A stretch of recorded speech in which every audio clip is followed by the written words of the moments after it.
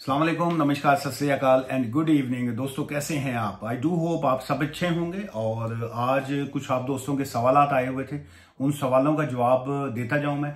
और उससे पहले जो है माफी मांगूंगा उन लोगों से जो मैसेज कर देंगे इस वीडियो के ऊपर आके, पाजी तुसी इस्लाम के दायरे तो खारिज हो गए हो, तुसी डॉक्टर नाइक साहब जेडे ने उन्होंने दी वीडियो देखो, तुसी नमस्कार ना करया करो, सत श्री अकाल ना करया करो। तुहाडी मेहरबानी है पाजी। मेरे को इत्थे इंडियंस भी आते हैं, सारे आते हैं, आके मैनू सलाम अलैकुम भी करते हैं, नमस्कार भी करते हैं, सत श्री अकाल भी करते हैं। तो जे मैं जवाबन उन्होंने मैं सत श्री अकाल या नमस्कार कह देना तो उपर वाला जड़ा ना जी वो खुश होंदा है। तुसी इंसानियत नूं खुश रखिया करो तो इस वास्ते बहुत ज्यादा बरीकियां च ना पिया करो। मैं जन्नत च जाना है या मैं जहन्नम च जाना है, ये फैसले ओदे उपर रहन दिओ है। अल्लाह की जात नूं करन दिओ फैसले, अपने हाथ दे विच खुदाई ना लिया करो। चलो जी, अच्छा यह सवाल ही किसी ने जी, उन्होंने लिखा जी कि hi I need to send documents after submitted, could you please send me address. So sir जी, मैं ना आपको जानता हूं ना आप क्या मुझे डॉक्यूमेंट्स भेजेंगे या क्या है। हमारा नंबर जो है इसी यूट्यूब के चैनल के ऊपर हमारा नंबर आ रहा होगा। आप वहां पे पहले कॉल करके अपॉइंटमेंट बुक कर लीजिए, वहां पे डिस्कस कर लीजिए कि कौन सा केस है, क्या हम आपके क्यों डॉक्यूमेंट्स आपने हमें भेजने हैं या क्या है। उसके बाद अगली चीजें डिस्कस कीजिएगा। और अगर वैसे यहाँ पे तो डॉक्यूमेंट्स भेज भी देंगे तो यहाँ पे कौन पढ़ेगा आपके डॉक्यूमेंट्स अगर आप हमारे क्लाइंट ही नहीं है तो।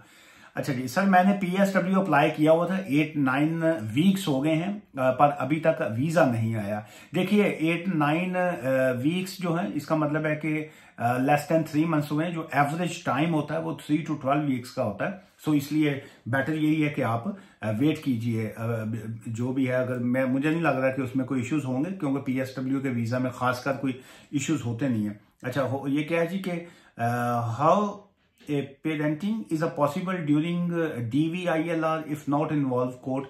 It all depends on your case के जी के क्या आपने जो DV की एप्लीकेशन क्या फाइल की थी, उसमें क्या और क्या उसके आपकी पिटीशन क्या थी, आपकी प्ली क्या है, आपके आर्ग्यूमेंट्स क्या हैं। इस ऑल डिपेंड्स, उसके मुताबिक ही जो है वो चीजें जो है वो डिस्कस हो सकती हैं जी। ये कोई भाई साहब है, इन्होंने पता नहीं सुर्खी ला के फोटो खींची अपनी है। Sir I am your big fan and I am watch your all videos and all videos are very informative. जी भाई साहब बहुत शुक्रिया आपका, खुश रहिए आप, thank you thank you. How much success rate है यूके एडमिन रिव्यू? किसी भी केस का जो कोई सक्सेस रेट नहीं होता, हर केस का जीरो रेट होता है, ये ज़हन में रखिएगा। हर केस का 100% रेट होता है। कितना होता है? 100%। It's all depends on case to case. So इसलिए ये कहना कि होम ऑफिस वाले जो हैं वो एडमिन रिव्यू को कितने % रिफ्यूज करते हैं, देखिए उन्होंने कोई फिगर नहीं रखा होता कि जी कि हमने इतने % केस को रिफ्यूज करना है, इतने % को ओके करना है। वो हर केस की अपनी एविडेंस को देखते हैं। जब आप केस कोई सा भी फाइल करते हैं, देखिए मैं यहाँ पे लीगल एडवाइस तो किसी को नहीं दे रहा होता हूँ, यहाँ पे मेरा मकसद सिर्फ अवेयरनेस देना होता है, अपनी ओपिनियन, पर्सनल जाती ओपिनियन देना होता है, और जो चीजें चल रही होती हैं उसके मुताबिक आपके साथ जो है चीजें शेयर करना होता है। एक केस है, कोई सा भी केस है, एडमिन रिव्यू है या कोई, आपने उस केस को फाइल किया, उसमें जो रिफ्यूजल की ग्राउंड्स थी जिसकी वजह से उन्होंने केस को रिफ्यूज किया, आपने उसकी जस्टिफिकेशन दी, आपने उसकी एविडेंस दी। अगर वो समझते हैं कि आपकी एविडेंस करेक्ट है, उसके मुताबिक है, तो ऑब्वियसली फिर केस सक्सेसफुल होगा। अब उसमें ये थोड़ी है कि वो कहें जी हमारे केस की रेशो तो 50% है या 70% है, तो आपकी एविडेंस भी ठीक है, सारा कुछ ठीक है, लेकिन चूंकि 70% से केसेस ज्यादा हो गए हैं, अब आप 72% में आ रहे हैं, सो हम आपकी एप्लीकेशन को रिफ्यूज कर रहे हैं। सो ऐसे नहीं होता। So all case depends on their merit जो है जी। I applied admin review 12 June, please tell me how much time have to wait. देखिए एडमिन रिव्यू के ऊपर जो है मेरे अपने यहाँ बहुत से दोस्तों के, कोलीग्स के, बाकी जो है केसेस पेंडिंग है, उनका जो एवरेज टाइम है, जो गिवन टाइम है, दैट्स 24 वीक्स जो है वो, उसमें 6 मंथ का जो है वो नॉर्मल टाइम है। लेकिन ऑल डिपेंड्स कि अगर उनके पास बैकलॉग ज्यादा होती है, जब उनके पास रश ज्यादा होता है, तो वो they can take up to 8 months as well. बहुत से केसेस जो बिल्कुल उन्होंने क्विकली 1 मिनट में रिफ्यूज करने होते हैं, वो 2-3 महीने में रिफ्यूजल भी आ जाती है। बहुत से केसेस 8-8 महीने से भी पेंडिंग होती हैं। सो इसलिए 6 आपने तो जो आपका तो अभी टाइम ही नहीं कुछ हुआ भाई साहब। सर मैंने फी वेवर 6 मई को अप्लाई किया हुआ था और 6 जून को डॉक्यूमेंट्स के लिए मेल आई थी और मैंने डॉक्यूमेंट्स अपलोड कर दिए हैं। अब कितना दिन चलेगा। फी वेवर की एप्लीकेशन जो है जी वो आजकल 3-4 मंथ्स जो है वो प्लस लग रहे हैं, और इसलिए जो है वो पता नहीं अच्छी बात है या बुरी बात है। बहुत से लोग चाहते हैं कि हमारी फी वेवर की एप्लीकेशन का जल्दी जवाब ना आए, क्योंकि उन्होंने टाइम बाई करना होता है, वो टाइम टेक्निकली टाइम पास कर रहे होते हैं। बहुत से ऐसे लोग हैं जो फैमिलीज के साथ हैं, जो बच्चों के साथ हैं, जिन्होंने ह्यूमन राइट्स फाइल करना है, वो चाहते हैं कि हमारा फी वेवर का जल्दी फैसला आ जाए। वो ऐसे ही है जैसे कई लोग जो है बारिश मांगते हैं ना कि जी या अल्लाह तो बारिश कर दे, तो फिर जब बारिश ज्यादा आती है तो फिर वो कहते हैं जी या अल्लाह बारिश बंद कर दे, फसलें तबाह हो रही हैं। सो वो कोई यहाँ पे हम लोग यूके वाले गर्मी मांगते हैं। वो जो इस वक्त इंडिया पाकिस्तान में गर्मी बहुत ज्यादा है, वो दुआ कर रहे हैं जी कि या अल्लाह मौसम ठंडा कर दे, बारिश कर दे, यहाँ पे ठंड आ जाए। वो ठंड मांग रहे हैं, हम गर्मी मांगते हैं। सो इसलिए कहते हैं ना कि जी के ज्यादा खुदा होते तो पता नहीं क्या होता। सो एक ही खुदा है, फैसला उसी ने करना होता है, और वो समझता है कि कौन सा काम मैंने कब करना है जी। Hi, good afternoon. I and my wife are in the UK as a carer, but we are not able to bring one of our child from Zimbabwe because he was above 18 years of age at the moment. He is 21. Can you kindly help? Unfortunately, I can't help. Uski the reason is dependents को लाने के लिए the age is under 18। अगर कोई जो है वो under 18 है, then the rules are different, then obviously dependents जो है वो अलाउड हैं। लेकिन जो बंदा 18 से ऊपर हो जाता है और अगर उसके कोई स्पेशल कंपेलिंग सर्कमस्टांसिस हैं, if there is any solid ground, then you can apply for, आप उसके लिए एप्लीकेशन फाइल कर सकते हैं। अदरवाइज जो है कानूनी तौर पे उसकी नहीं होती जी। जुल्फकार साहब ने कहा thank you very much for a great information जी। बहुत शुक्रिया जो दोस्त अप्रिशिएट करते हैं, तारीफ करते हैं। मैं कल भी देख रहा था बहुत से लोगों ने वीडियो को शेयर किया हुआ था। Really bottom of my heart जो है मैं आपका शुक्रिया अदा करता हूँ जी। Always sharing good and useful information. Thank you sir. तारा जी तुसी हो तारा जी हो जिन्होंने वो अपना पाकिस्तान जाके नलका पुटता है वो वाले। सर मेरी पहले शादी पाकिस्तान में हुई, फिर कुछ अरसे के बाद डिवोर्स हो गया। अब यूके हॉलैंड से मेरा रिश्ता आया हुआ है। वो नेशनैलिटी लड़की की हॉलैंड की है। मुझे वो किस वीजे पर अपने पास वहां शादी करने के लिए बुला सकते हैं? कौन सा वीजा होगा, आसानी से मिल जाएगा? कौन से डॉक्यूमेंट्स मुझे देने होंगे? प्लीज बता दीजिए। इतना लंबा आपने सवाल लिखा, आपके सवाल का मेरे पास भाई साहब कोई जवाब नहीं है। उसकी वजह यह है कि आपको हॉलैंड के वकील से कोई राब्ता करना पड़ेगा। मैं यूके बेस्ड वकील हूं, I can only provide UK immigration law. लेकिन आपको वीडियो देखने का शुक्रिया जी।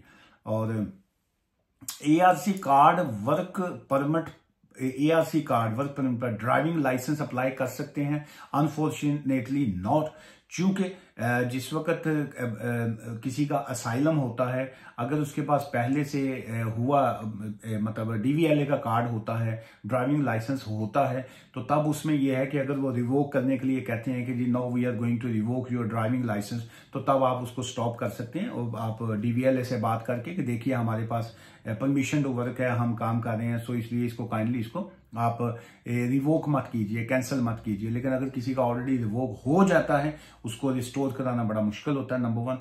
सेकंड ये है कि अगर आप एआरसी कार्ड के ऊपर इस वक्त हैं और आपके पास परमिशन टू वर्क है, ड्राइविंग लाइसेंस बाय लॉ जो है उसमें लेना मुश्किल है, लेकिन आप डीवीएलए वालों से राब्ता कर सकते हैं, उनको एक्सप्लेन कर सकते हैं सिचुएशन कि जी देखिए मैं एआरसी पे हूं, लेकिन मेरे पास जो है वो परमिशन टू वर्क है और मेरे काम की नोयत ऐसी है कि I need a driving license. So अगर आप उनको कन्विंस कर पाए तो हो सकता है वो आपको ड्राइविंग लाइसेंस की परमिशन दे दें जी। आखिरी सवाल पढ़ते हैं sir. I need to ask a question, if someone who grant asylum after that he or she get married with the person who has studied visa, what will be the status of that student after finishing the student visa? Student वीजे वाले का देखिए marriage का वीजे से कोई ताल्लुक नहीं है। अगर आप कोई शख्स जो है मैरिज करना चाहता है, वो उसका ह्यूमन राइट्स है, वो मैरिज कोई भी बंदा किसी से कर सकता है, चाहे वो लीगल है, इलीगल है, असाइलम पे है, व्हाटएवर।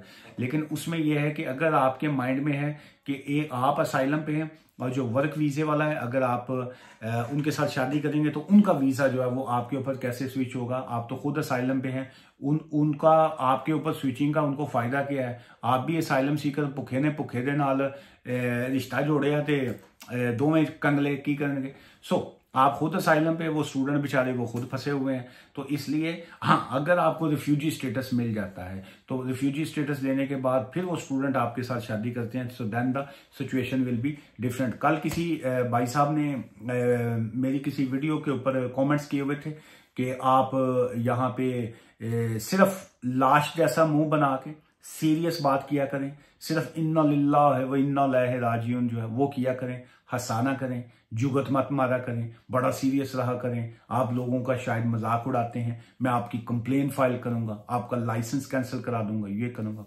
मैं पता नहीं वो फुफी ने छेड़े हैं या मैं की किया है, पर मैं यहाँ पे टाइम निकाल के अपने टाइम के बाद जो है, अभी ये 7 o'clock बजे हैं, 7 o'clock यूके टाइम है इस वक्त, 5:30 ऑफिस क्लोज होता है। मेरा एक्स्ट्रा कोई काम था, घंटा मैंने अपना काम किया, उसके बाद मेरा चेहरा भी थका हुआ है, मैं खुद भी थका हुआ। मैं उठने से पहले अपने टाइम में मैं अपने दोस्तों के साथ ये गपशप, क्योंकि लोग तारीफ भी कर देते हैं, सो उसमें खुशी भी मिलती है। सो इस तरह की बातें करके अगर किसी को तकलीफ होती है मेरी वीडियो से, तो भाईजान मैं तो केड़ा कोई कॉलर तो फड़ के लेके आना, सो आप मत आया करें। इस सिंपल सा काम होता है, ब्लॉक कर दें चैनल, आगे किसी और तरफ चले जाएं।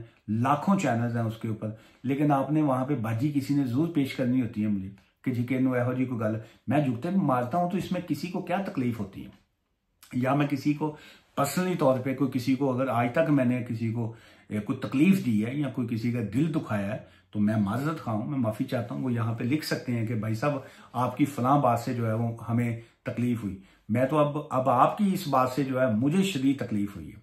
सो इसलिए कहते हैं कि वो अल्लाह को राजी करना तो बड़ी दूर की बात है कि वो राजी रहता ही है हमेशा। जो पब्लिक होती है ना, जिसकी आप हकूकुल आबाद और हकूकुल अल्लाह जिसको कहते हैं, अल्लाह के राइट्स हैं और कुछ आपके बंदों के राइट्स हैं। अल्लाह शायद अपने जो आप उनके राइट्स हैं वो अल्लाह माफ कर दे आपको। हकूकुल आबाद जो है ना वो कभी माफी नहीं मिलेगी। जो अब आप इंसान का दिल दुखाते हैं उसकी माफी नहीं मिलती कभी। आपकी इस हरकत के बाद आपने मेरा शदीद दिल दुखाया है, मैं आपको बिल्कुल माफ नहीं करूंगा, ठीक है जी। और मुझसे कोई गलत बात निकल जाती है तो नीचे पॉजिटिव कमेंट्स कर दिया करें, मैं माफी मांगने के लिए तैयार होता हूं। आज की इस वीडियो से मुझे इजाजत दीजिएगा। मुझसे मिलना चाहें अपॉइंटमेंट बना के, चाहे वो फोन की हो या ऑफिस की हो, वॉक इन मैं नहीं देखता, एवं चल के ना आया करें, बड़ा मुश्किल होता है। बाज़ मैं ऑफिस लॉक करके अंदर बैठा काम कर रहा होता हूँ, लेकिन अपॉइंटमेंट जो है उसके मुताबिक मैं मिलता हूँ जी। दुआ में याद रखिएगा। ठीक है, thank you, bye for now.